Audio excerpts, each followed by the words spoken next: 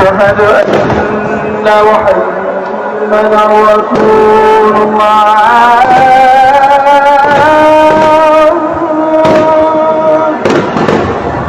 أشهد أن محمدا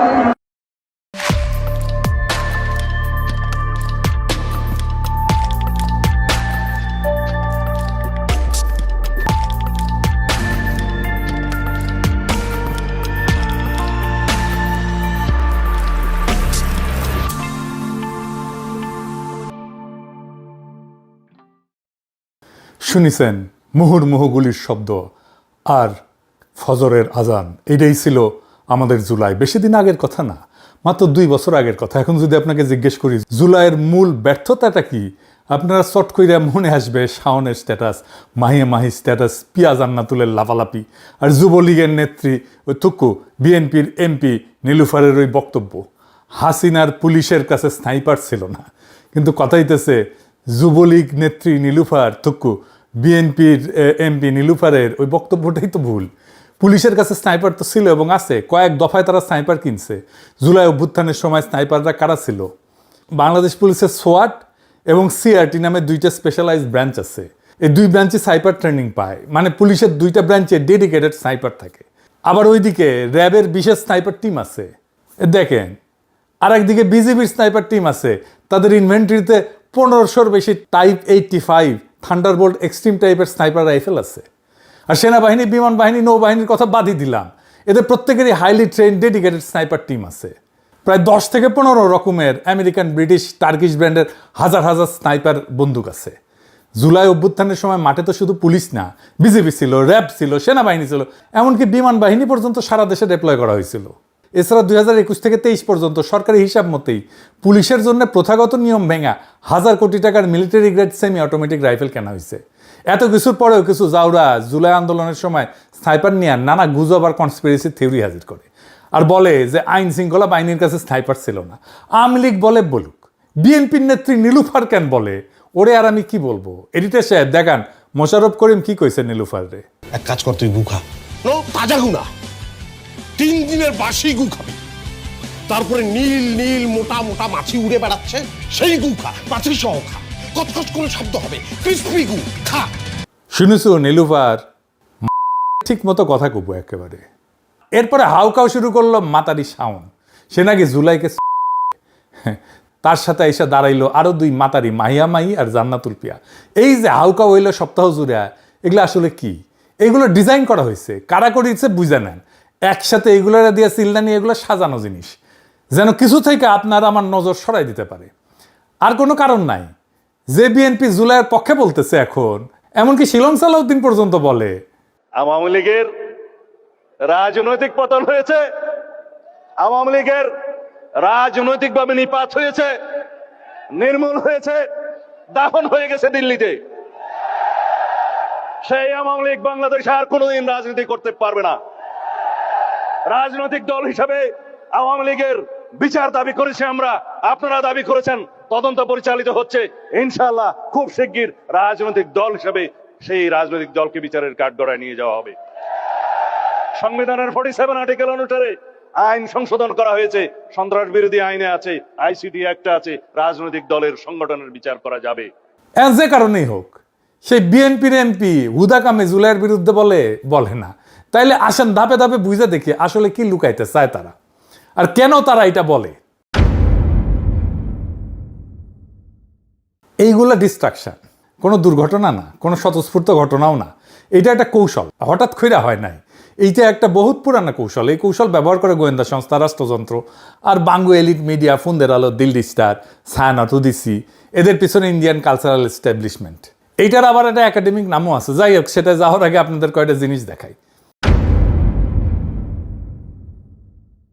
এই যে মেরিল প্রথম আলো পুরস্কার দেখেছেন না আপনারা? প্রত্যেক বছর হয়, তাই না? এখন আমার একটা কথা বলেন তো, ওইখানে পুরস্কারটা আসলে কি, কে পাইলো, কোন বিভাগে কে জিতলো, এটা কেউ মনে রাখে? মনে করেন তো, শেষ কবে কাউরে বলতে শুনছেন আমি মেরিল প্রথম আলো পুরস্কার পাইছি? তারে পরিচয় করে দেওয়া হইতেছে, উনি কলে মেরিল প্রথম আলো পুরস্কার পাইছে। শুনিছেন? শোনেন নাই? আপনাদের কি মনে আছে? নাই তো, কেউই মনে রাখে না কে পাইলো। তাহলে মানুষ মনে রাখে কি? মনে রাখে ওই স্টেজে কি হইল, কোন নায়িকা নাচলো, কে কি পোশাক পরে আসলো, কার সাজ কেমন ছিল, এটাই আসল প্রোডাক্ট। পুরস্কারটা নিছক একটা মোড়ক, ভিতরের আসল পণ্যটা হইল সুন্দরী নারীর দৃশ্য। কারণ দুনিয়ায় সুন্দরী নারী একটা গুরুত্বপূর্ণ কৌশলগত সম্পদ, স্ট্র্যাটেজিক অ্যাসেট। এটা মনে রেখেন, এটা ইন্ডিয়া জানে, আওয়ামী লীগ জানে, বাঙ্গু বামেরা খুব ভালো করে জানে। এটা কথা কইয়ে রাখি, এইগুলোরে সুন্দর বানানো হয়, সুন্দর না করলে ওরা। যাই হোক, ওইদিকে আর না যাই। এই জন্যই খেয়াল করে দেখেন, আর্ট, কালচার, সিনেমা, নাচ, নাটক, গান, অভিনয়, মডেলিং, এই গোটা সাংস্কৃতিক পরিসরটা সিংহভাগ কাদের দখলে হিসাব করে দেখেন। এরাই ইন্ডিয়ান আধিপত্যের অংশ। জামাতের কথা বাদই দেন, ওদের তো এখানে ঢোকার প্রশ্নই আসে না। কিন্তু বিএনপির কেউ আছে এই জায়গায়? নাই। পুরা সাংস্কৃতিক পরিসরটা একটা নির্দিষ্ট বলয়ের হাতে, আর সেই বলয়টা কোন দিকে হেলানো সেটা আপনি নিজের চোখে দেখতে পান।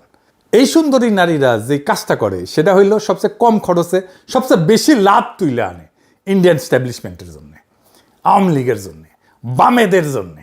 কম বিনিয়োগ, চড়া মুনাফা। এইবার আসেন এই পুরা খেলাটা দেখি, কেমনে পরিচিত নারী মুখ দিয়ে রাজনৈতিক বার্তা ছড়ায় দেওয়া হয় সবচেয়ে কম খরচায়, সবচেয়ে কার্যকরভাবে। হ্যালো এফেক্ট বলে একটা কথা আছে, মার্কেটিংয়ে পড়ানো হয়। বাংলায় বলতে পারেন জ্যোতির বলয় প্রভাব। সহজ কথা, একটা সুন্দর মুখ দেখলে আমাদের মন আপনা আপনি ধরে নেয় যে মানুষটা ভালো, বুদ্ধিমান, বিশ্বাসযোগ্য। আমরা গইলা যাই কোনো প্রমাণ ছাড়াই, তার কোনো যোগ্যতার প্রমাণ দেওয়া ছাড়াই আমরা গইলা যাই। 1979 সালে গবেষক শেলিস চেইকেন একটা পরীক্ষা করে দেখছিলেন যে একই কথা যদি একজন আকর্ষণীয় চেহারার কেউ বলে আর একজন সাধারণ চেহারার কেউ বলে, মানুষ আকর্ষণীয় চেহারার জনেরটা বেশি বিশ্বাস করবে। কথা এক, শুধু মুখ আলাদা, কিন্তু ফলাফলও আলাদা। এখন এইটা রাজনীতিতে গোয়েন্দা কার্যক্রমে কি করে?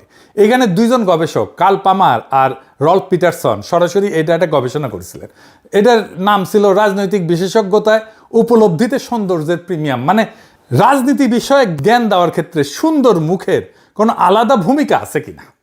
ওরা ম্যাপে দেখাইছেন যাদের রাজনীতি জ্ঞান কম কিন্তু চেহারা সুন্দর, তারা অন্য মানুষের ভোট আর মতামত বেশি প্রভাবিত করতে পারে।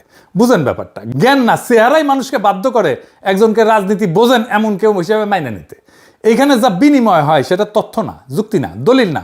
সুন্দর মুখটা কথাটা প্রমাণের আগেই বিশ্বাসযোগ্য করে তোলে। মানুষ যুক্তি বিচার করার সুযোগই পায় না, মুখ দেখায় তার আগে মন ঠিক করে ফেলে। বিজ্ঞাপনের নারী, রাজনীতির নারী একই খেলা। আমরা সবাই জানি পণ্যের বিজ্ঞাপনে নারী দেহ কিভাবে ব্যবহার করা হয়। সাবান থেকে মোটরসাইকেল, বাইক থেকে সিমেন্ট, সব কিছু বেচতে একটা সুন্দরী মুখ লাগানো হয়। ফিল্ম নিয়ে করা গবেষক লরা মার্ভি এই দৃষ্টিটা একটা নাম দিছিলেন, নারীকে দর্শকের চোখে ভোগের বস্তু বানায় ফেলা। বিজ্ঞাপনে আকর্ষণটা দিয়ে পণ্য গেলায়। রাজনীতি ঠিক একই কৌশল ধার করতেছে, শুধু পণ্যটা বদলাইছে।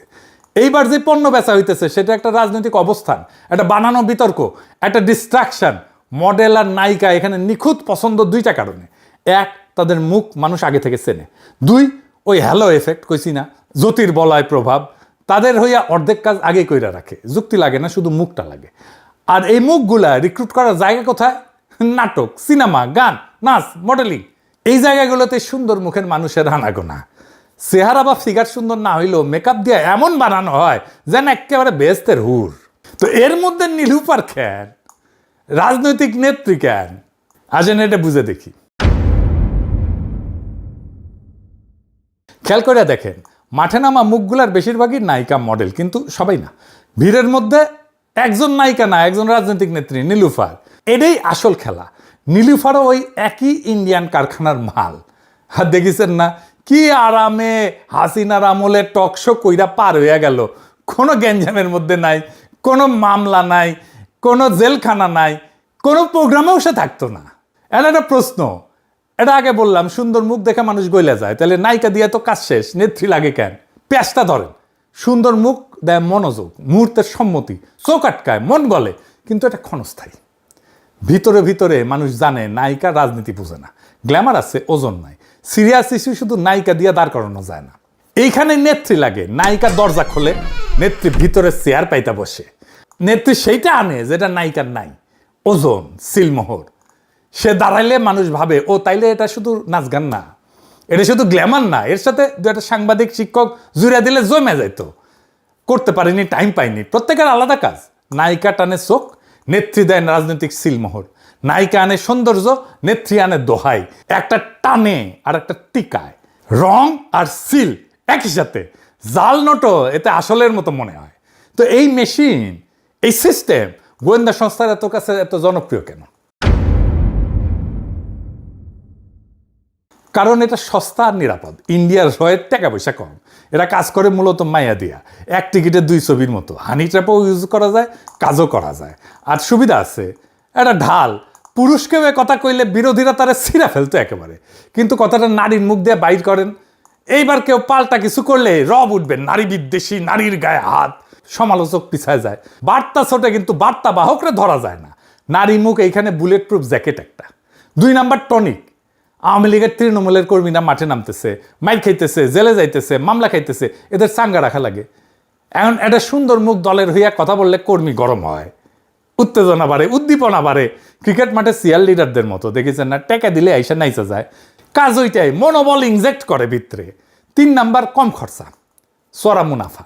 যুক্তির ন্যারেটিভ বানাইতে গবেষণা লাগে, মাথা লাগে, তথ্য লাগে, দলিল লাগে, খাটনি লাগে, খরচা আছে, তাও ধরা খাওয়ার ভয় আছে। তার বদলে 4টা সেনা সুন্দর মুখ নামায় দেন, খরচ শূন্য, রিটার্ন বিশাল, চোখ টানে, মিডিয়া কাভার করে, ভাইরাল হয়, আসল প্রশ্ন চাপা পড়ে। এটাই লো কস্ট হাই রিটার্ন। শুরুতে যে কইছিলাম না কম বিনিয়োগে চড়া মুনাফা, এটা তার হিসাব। যে কোনো ধূর্ত ক্ষমতা এই হিসাবটা জানে। গোয়েন্দা সংস্থা তো জানেই, ইন্ডিয়া তো জানেই, বামেরা তো জানেই, আওয়ামী লীগ তো জানেই। এই যে এই মাতারিগুলো এত নির্লজ্জ, এটা প্রমাণ দিতেছি। অনেকে হয়তো জানে না। এটা হচ্ছে মুরাদের ব্যাকডোর ক্র্যাশ, মাইয়া মাইর একটা শ্যুট থেকে নেওয়া ছবি, ইউটিউবে আছে ভিডিওটা। তো এই মাই 2023 সালের মার্চ মাসে কাঁড়াল রানীর পুলিশের করা ডিজিটাল নিরাপত্তা আইনের মামলায় আটক হয়েছিল। সে ওই সময় দাবি করেছিল যে তাকে প্রেগনেন্ট অবস্থায় আটক করে নির্যাতন করা হয়েছে। এটা ছাড়াও মুরাদ তাকে জোর করে শেরাটনে যাইতে বলছিল। ওরে নাকি সে হিস্ট্রি সবাই জানে, জানেন না? না এডিটর সাহেব শুনান। এখন তুই আসবি, এখন ওইটাই মনে হয় যাচ্ছে। চুপ থাক, এখন আসবি। আমি মিটিং এ। তুই তুই তুই তুই লাইতে গেছিস, তুই বনানী রেস্টুরেন্টে খাইতে গেছিস। এই তোর খাবার অভাব হয়েছে রে মাগি। শুনিছেন? এরকম অপমানিত হইলে কোনো নারী ওই দলের আশেপাশে তো যাইতো না, যাইতো বলেন? মানে টাকলা মুরাদ যদি একজন বাজারের আচরণ করতো, সে দেখিতে আওয়ামী লীগের সার্ভিস দিত না, ইমো সার্ভিসও দিত না, কিন্তু এই মাতারি দেয় সার্ভিস।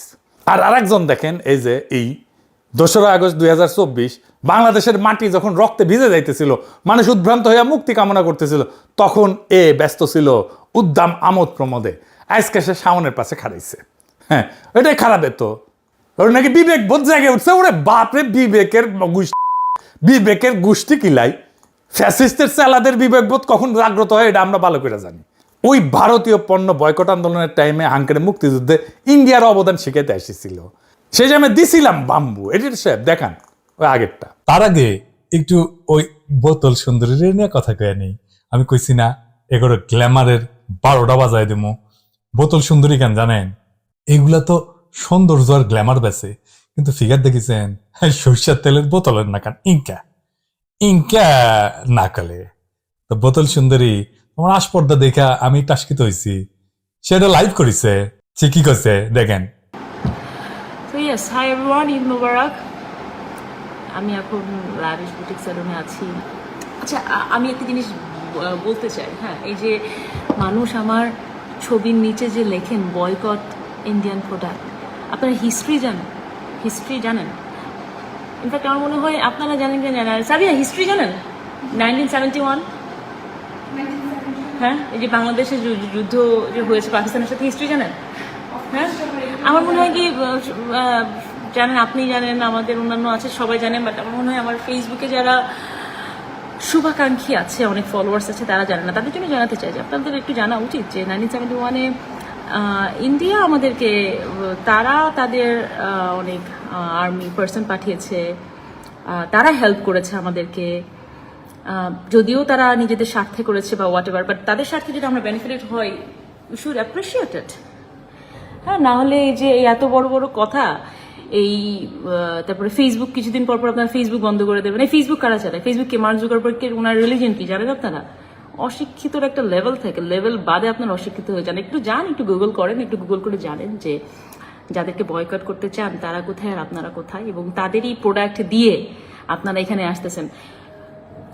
গরু না হলে, ইন্ডিয়ান গরু না আসলে গরুর দাম বেড়ে যাবে, পেঁয়াজ না আসলে পেঁয়াজের দাম বেড়ে যাবে, তখন তো আবার বয়কট ইন্ডিয়া আপনারা করবেন না। মানে সুযোগ সন্ধানী।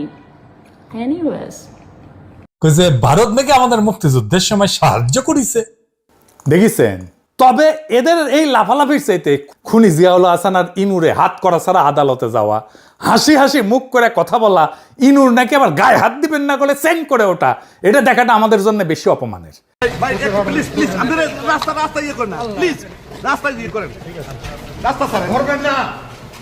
এইগুলা থেকে যেন আমাদের নজর সইরা যায়, তাই এইগুলারে নামানো হয়েছে, এই মাতারিগুলারে নামানো হয়েছে। এই 2 বছর যা হয়েছে বিচারের নামে, এটা হইতেছে বিচার শুরু হয়েছে, চার্জ গঠন হয়েছে, কিছু রায় হয়েছে সামান্য। প্রায় 192 জন প্রভাবশালী ব্যক্তি জেলে, কিন্তু এখনো পর্যন্ত হাতে গোনা কয়েকজনের বিচার সম্পন্ন হয়েছে। হাতে গুনতে পারবেন, কড়া গুনে বলতে পারবেন। অভ্যুত্থানের যেটা নৈতিক সমাপ্তি, বিচার সম্পন্ন করা, সেটা হয় নাই। আর যে হয় না এটা কেমভাবে বুঝেন? জিয়াউল হাসান হাসি মুখে হাত করা ছাড়া, ডান্ডা বেরি ছাড়া ট্রাইব্যুনালে হাজির দিয়ে ঘুরে বেড়াইতেছে। এই একটা দৃশ্য এই টাউনের যে কোনো ফেসবুক স্ট্যাটাসের চাইতে 1000 গুণ বেশি অপমানজনক আমাদের জন্য। এই দৃশ্যটাই আমাদের বিপ্লবের অসম্পূর্ণতার আসল ছবি। এটাই আমাদের জন্য অপমানজনক। কিন্তু এই রাজধানী কি চালাই যেতে থাকবে এরা, এই মাতারিগুলিয়া? না, এদের যেহেতু চিহ্নিত করা গেছে, এদের জন্য যথাযথ শাস্তির ব্যবস্থা করতে হবে। মাইয়া হয়েছে তো কি হয়েছে? ফ্রান্সে যে সমস্ত নারীরা নাজি অকুপেশনের সময় নাজিদের সাপোর্ট করছে, তাদের ফ্রেঞ্চরা একটা প্রকাশ্য শাস্তি দিত। নাম ছিল এপুরাসিও সোভাজ। ওই অর্থ হইতেছে বিচার বহির্ভূত শুদ্ধিকরণ। ফ্রান্স যখন নাজিদের বাহিনীর হাত থেকে মুক্ত হয়, তারপরে আনুমানিক 20,000 নারীর মাথা কামায় দেওয়া হয়েছিল। এই নারীদের বলা হতো লে তদু, মানে মুন্ডিতা নারীরা, মানে যাদের মাথা কামানো হয়েছে। এই ঘটনাগুলো ছিল প্রকাশ্য, জনতা জড়ো হয়ে আর নারীদের দেখতো, টিটকারি দিত, তারপরে গোটা এলাকায় ভেতর দিয়ে হাঁটায় নিয়ে যাওয়া হয়তো, পাশায় সাপ গাইতে নিয়ে যেত, গরম লোহা দিয়ে শরীরে স্বস্তিকা চিহ্ন আইকা দিয়ে দেওয়া হইতো, কাউকে মেরে ফেলা হইতো, মারতে মেরে ফেলা হইতো। আমরা শাওন অ্যান্ড গংকে এইভাবে ফ্রান্স তরিকায় শাস্তি দেব, নো মার্সি, কোনো ক্ষমা নাই। আপনি প্রতিশোধ নেন নাই, কোনো লাভ হয়েছে? লাভ হয় নাই। শাওন অ্যান্ড গংকে ঠিক একই ফ্রেঞ্চ তরিকার ট্রিটমেন্ট দিতে হবে। পশ্চিমারা এসে যদি বলে এইসব কি করতেছো, আমরা কুমুদ তোমাদের দেখে শিখেছি। তোমরা কেমনে ডিল করছো ফ্যাসিস্টদের সহযোগিতায় আমরা দেখি নাই, দুনিয়া দেখে নাই। সারা দুনিয়া এইভাবে করে ডিল। ওদের সাথে মানুষের মতো আচরণ করছেন তো মরছেন। সবাইরা করতে হবে না, মারা কয়েকটারে করেন। র আর রিক্রুটমেন্টের জন্য মাতারি খুঁজে পাবে না সারা বাংলাদেশে 100 বছর ধইরা। তৈরি থেকে বিপ্লবী মুহূর্ত আবার আসবে, শীঘ্রই আসবে। মিস যেন না হয় একটা মাতারিও। 100 বছরের শিক্ষা দেওয়া লাগবে ওই একদিনের মধ্যেই, ভুল যেন না হয়। ইনকিলাব জিন্দাবাদ।